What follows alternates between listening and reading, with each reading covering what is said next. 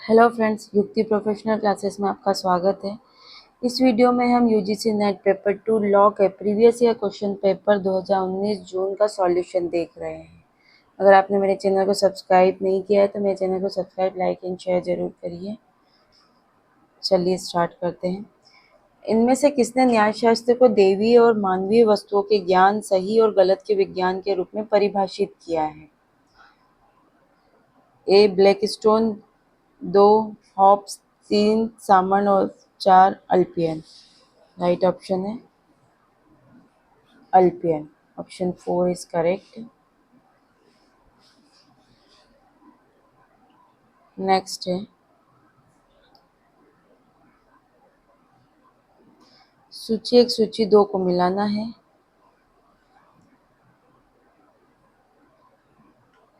Bentham विश्लेषणात्मक शाखा से रिलेटेड है, पुख्ता ऐतिहासिक शाखा से, हर्बर्ट स्पेंसर समाजशास्त्री शाखा, इन ग्रे यथार्थपरक शाखा। Right option is option first.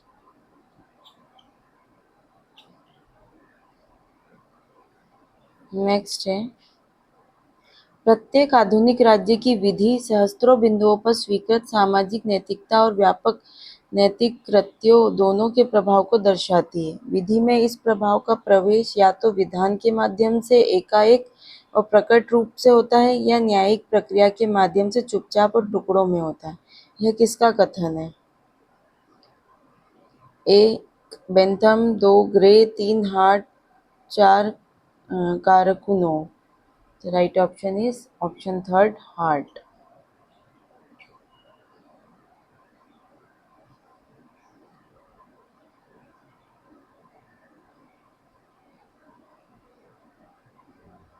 Next है सूची 1 और सूची 2 को मिलाना है। ए एक ऐसा अधिकार जो विधिमान्य है लेकिन प्रवर्तनीय नहीं है, अपूर्ण अधिकार कहलाता है।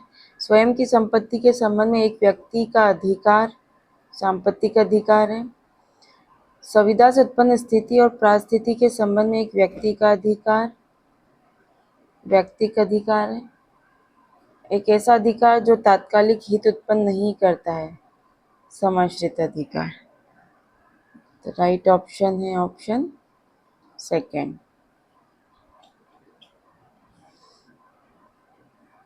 नेक्स्ट है विधिक व्यक्ति मानव से परे हर विषय वस्तु है, परे वह विषय वस्तु है जिसे विधि ने व्यक्तित्व प्रदान किया है। यह वक्तव्य किसका है? तो ये वक्तव्य, ये जो स्टेटमेंट है, सामन ने दिया है। नेक्स्ट है एजेंट अथवा सेवक के माध्यम से कब्जा किसका उदाहरण है? भौतिक कब्जा, अमूर्त कब्जा, अप्रत्यक्ष कब्जा, प्रत्यक्ष कब्जा। राइट ऑप्शन है अप्रत्यक्ष कब्जा, ऑप्शन थर्ड।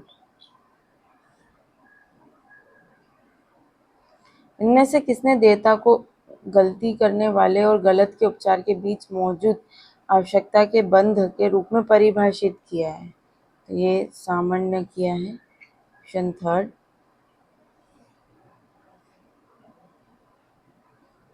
नेक्स्ट है सतत विकास लक्ष्य यह उपलब्ध कराते हैं। ए वहन करने योग्य, विश्वसनीय और आधुनिक ऊर्जा सेवाओं तक सार्वभौमिक उपागम। बी नवीकरणीय ऊर्जा की हिस्सेदारी को बढ़ाना। सी 2030 तक ऊर्जा सामर्थ्य को दोगुना करना। डी समुद्र और दलदली जमीन का संरक्षण। राइट ऑप्शन है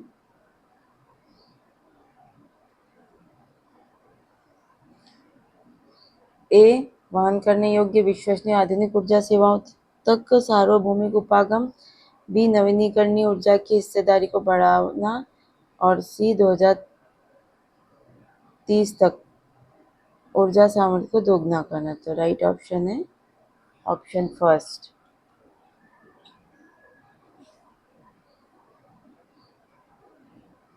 संयुक्त राष्ट्र के मानवाधिकार आयुक्त की नियुक्ति किसके द्वारा की जाती है? पहला आम सभा, दूसरा सुरक्षा परिषद, तीसरा महासचिव, चौथा मानवाधिकार परिषद। राइट ऑप्शन है महासचिव, ऑप्शन थर्ड। निम्नलिखित में से किसने कहा है कि उत्तर आधुनिकतावाद एक कुख्यात भ्रामक अवधारणा है? तो ये स्टेटमेंट लॉयड का है।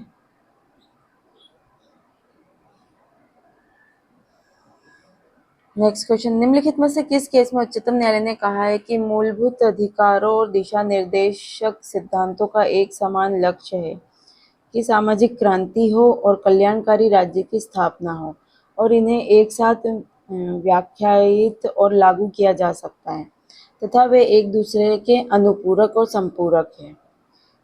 तो ये केशवानंद केशवानंद भारती बनाम केरल राज्य के केस में लेट डाउन हुआ था।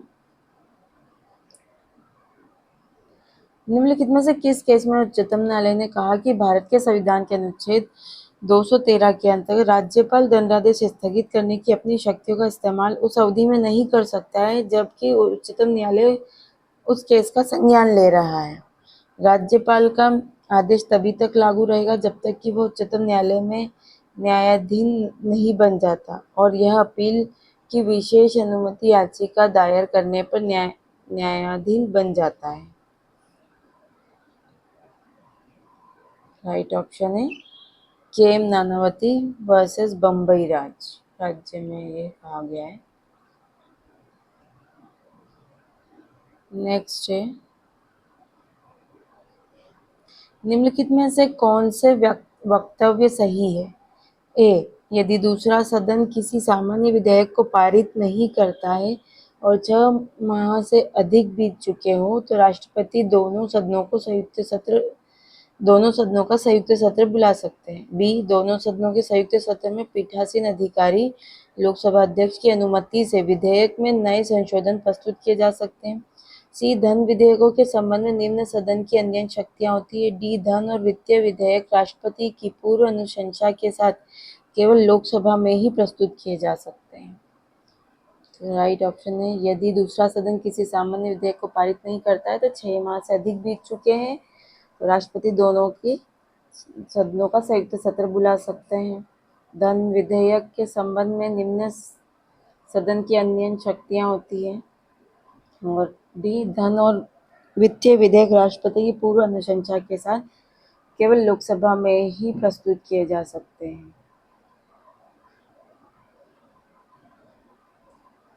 Right option is option third, ACD।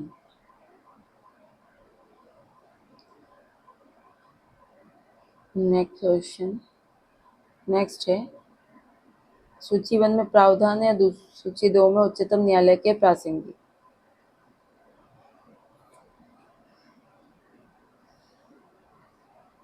उच्चतम न्यायालय में न्यायाधीशों की नियुक्ति ये SC advocate on records association के केस में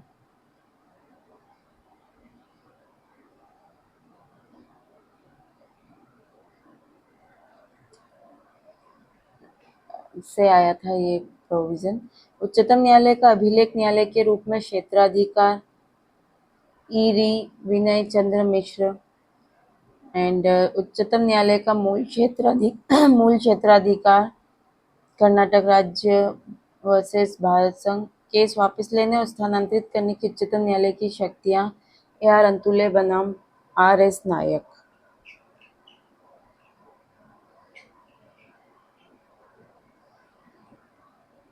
नेक्स्ट है,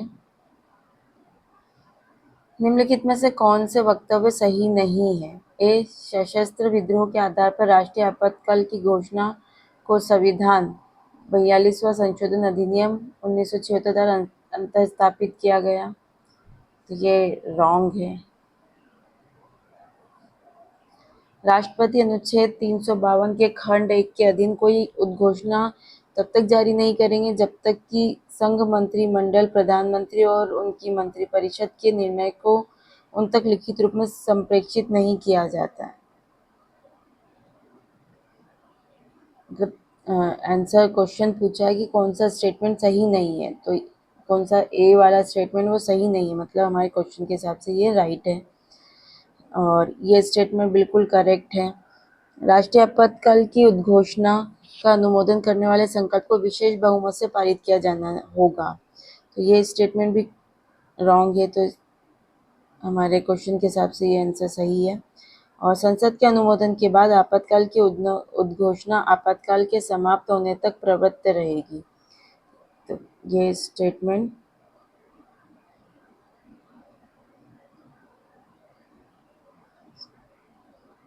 ये स्टेटमेंट हमारा करेक्ट है, मतलब और ये स्टेटमेंट गलत है। तो हमारे क्वेश्चन के हिसाब से इसका राइट आंसर है ऑप्शन सेकंड इज करेक्ट है, मतलब ए एंड डी स्टेटमेंट जो है वो सही नहीं है।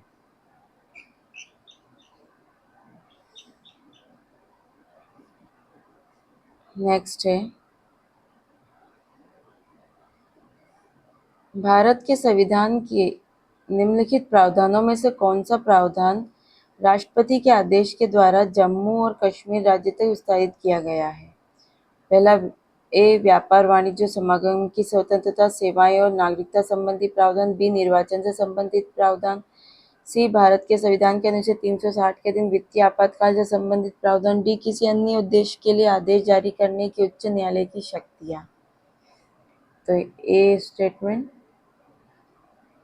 एंड बी करेक्ट है।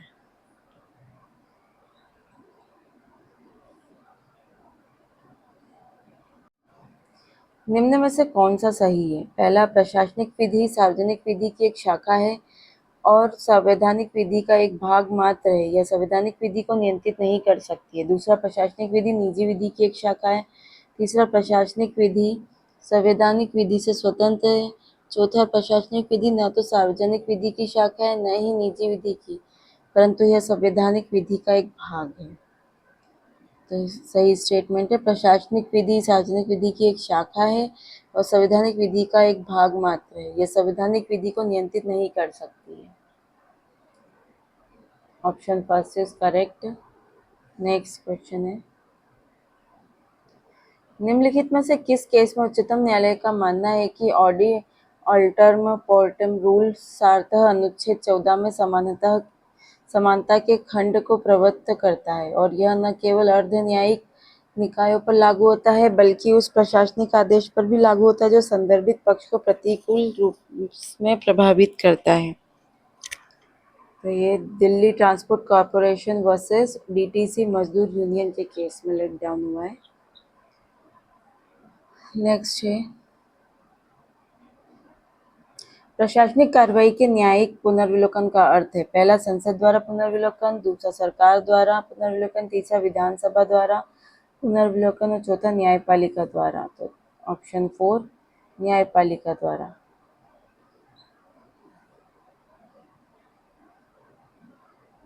निम्नलिखित में से कौन अंतर्राष्ट्रीय विधि के आधार के संबंध में सहमति के सिद्धांत के मुख्य प्रतिपादक है?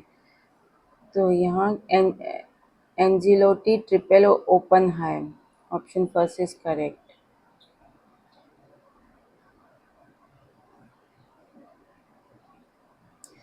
अभिकथन A, International Court of Justice के परिनियम के अनुच्छेद 38 में सामान्य या विशिष्ट ऐसी अंतर्राष्ट्रीय संधियों की सूची दी गई है जिनके स्थापित नियमों को प्रतिवादी राज्य अंतर्राष्ट्रीय विधि के प्रथम स्रोत के रूप में स्वीकार करते हैं। इसका तर्क है, आधुनिक काल में अंतर्राष्ट्रीय संधियां अंतर्राष्ट्रीय विधि के सर्वाधिक महत्वपूर्ण स्रोत हैं।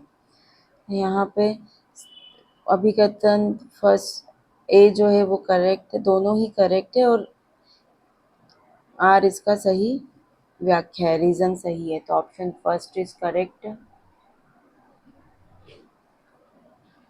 नेक्स्ट है,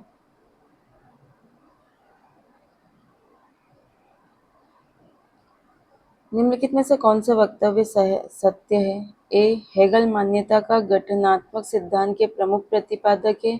B, civil air transport incorporated company बनाम सेंट्रल एयर ट्रांसपोर्ट कॉरपोरेशन मान्यता के पूर्व व्यापी प्रभाव का एक मुख्य केस है। सी, विधित मान्यता अंतिम नहीं है और इसे वापस नहीं लिया जा सकता है। D, Luther versus Sagar case में यह तय पाया गया कि मान्य प्राधिकारी के आंतरिक कृत्यों को लागू करने के उद्देश्य से वस्तुतः और विधित मान्यता में अंतर है। तो राइट आंसर है सत्य, जो मतलब स्टेटमेंट सही है। पहला तो हेगल मान्यता के गठनात्मक सिद्धांत के प्रमुख प्रतिपादक है। बी सिविल एयर ट्रांसपोर्ट जो केस है वह पूर्वव्यापी प्रभाव का एक प्रमुख केस है। एंड डी लूथर का जो केस है उसमें माननीय प्राधिकारी के आंतरिक कृत्यों को लागू करने के उद्देश्य से वस्तुतः और विधितः मान्यता में अंतर है। A B D right option option third. Next है, निम्नलिखित में से किस केस में यह अभिनिर्धारित हुआ कि यदि कोई व्यक्ति किसी राज्य का नागरिक नहीं है तो उसे राज्य विहीन कहा जाएगा। तो यह स्टोएक वर्सेस द पब्लिक ट्रस्टी के केस में लेट डाउन किया गया। नेक्स्ट है, निम्नलिखित में से कौन सा वक्तव्य सही नहीं है। ए सार्वभौमिक मानवाधिकार घोषणा के अनुच्छेद 16 के अनुसार प्रत्येक व्यक्ति को अभियोजन के विरुद्ध अन्य देशों में मांग करने और अधिभोग का अधिकार है। यह स्टेटमेंट रॉन्ग है, लेकिन हमारे क्वेश्चन के अकॉर्डिंग राइट है। बी संयुक्त राष्ट्र की राज्य क्षेत्रीय शरण संबंधी घोषणा को आम सभा द्वारा 1967 में सर्वसम्मति से स्वीकार किया गया है। ये करेक्ट आंसर है, करेक्ट स्टेटमेंट है। सी शरणार्थी परिस्थिति संबंधी संधि 1951 24 अप्रैल 1956 को प्रवृत्त हुई। तो ये स्टेटमेंट गलत है, पर क्वेश्चन के हिसाब से सही आंसर है। डी शरणार्थी केस कोलंबिया वर्सेस पेरू में इंटरनेशनल कोर्ट ऑफ जस्टिस ने राज्य क्षेत्रीय शरण और राजनीतिक शरण के अंतर का वर्णन किया है। ये स्टेटमेंट राइट है, करेक्ट है। तो हमारे सही आंसर जो क्वेश्चन के अकॉर्डिंग है वो A and C statement wrong है, ऑप्शन थर्ड इज करेक्ट। आज के लिए इतना ही, मिलते हैं हम नेक्स्ट वीडियो में। Thank you.